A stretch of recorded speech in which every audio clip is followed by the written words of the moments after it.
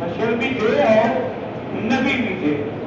میرے آقا پہ 3 تاج ہیں، ایک بشریت کا، ایک نبوت کا، ایک ختم نبوت کا. کیونکہ ختم نبوت کا اعزاز اور کسی کو نہیں ملا.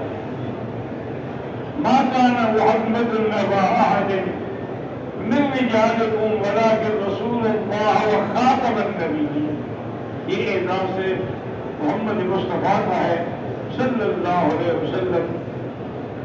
آپ نے فرمایا انا خاتم الانبیاء وانتم خاتم الامم. میں اللہ کا نبی، آخری نبی، امت کے نبوت کے دروازے بند کر آپ پر امت کے دروازے، آپ کے پاس کوئی امت نہیں آئے. حضور صلی اللہ علیہ وسلم نے فرمایا کہ انا خاتم النبیین لا نبی بعدی، میرے بعد کوئی نبی نہیں ہوگا. اللہ تبارک و تعالی نے حضور پاک کو یہ اعزاز بخشا کہ آپ کے لیے سب سے بڑے کلمات جو ہیں نماز میں، جہاں اللہ کا ذکر ہے وہی میرے محمد مصطفیٰ کا ذکر ہے. اشہد ان لا الہ الا اللہ واشہد ان محمدا عبدہ ورسولہ.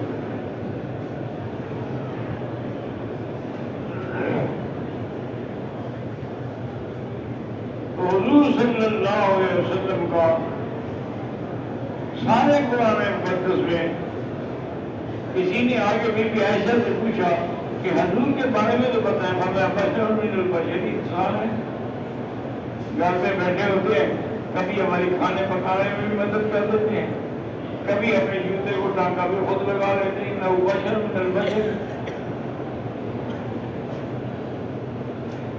اور یہ بھی یاد رکھیں کہ عظمت تو یہی ہے کہ بشر ہو اور فرشتے آپ کے پیچھے چلیں. یعنی جب آپ معراج پہ گئے ہیں تو 70,000 فرشتہ کو اترا ہے استقبال کے.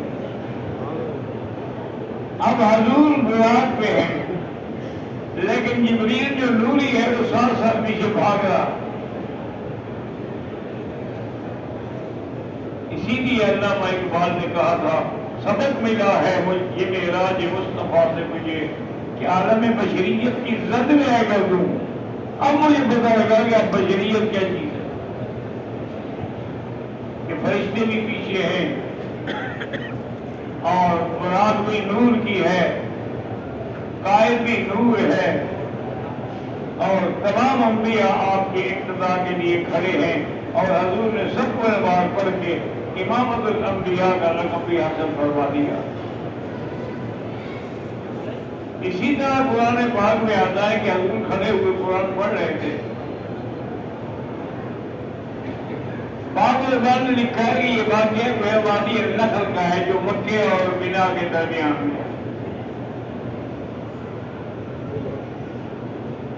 جب انہوں نے قرآن سنا، اللہ کے نبی کا چہرہ دیکھا،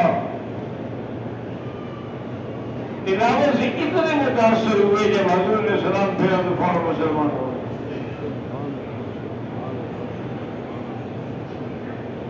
اور پھر اپنی قوم کو جا کے دعوت دی کہ یا قومنا انا سمعنا کتابا انزل من بعد موسیٰ یہدی الی الحق وإلی طریق مستقیم. یا قومنا اجیبوا داعی اللہ. ایک دن قرآن سنا ہے اور قوم کو دین کی توحید کی دعوت دے. ہم ساری زندگی پڑھتے ہیں لیکن اثر کوئی نہیں. اس لیے خصوصی طور پر جب قرآن پاک پڑھا جائے نا جی تو اس میں پوری توجہ ہوا. جب دعا مانگے تو پوری توجہ ہو، ادھر ادھر خیالات نہ ہوں. پھر اللہ تبارک و تعالیٰ اس کے برکات و ثمرات نصیب فرمائیں گے.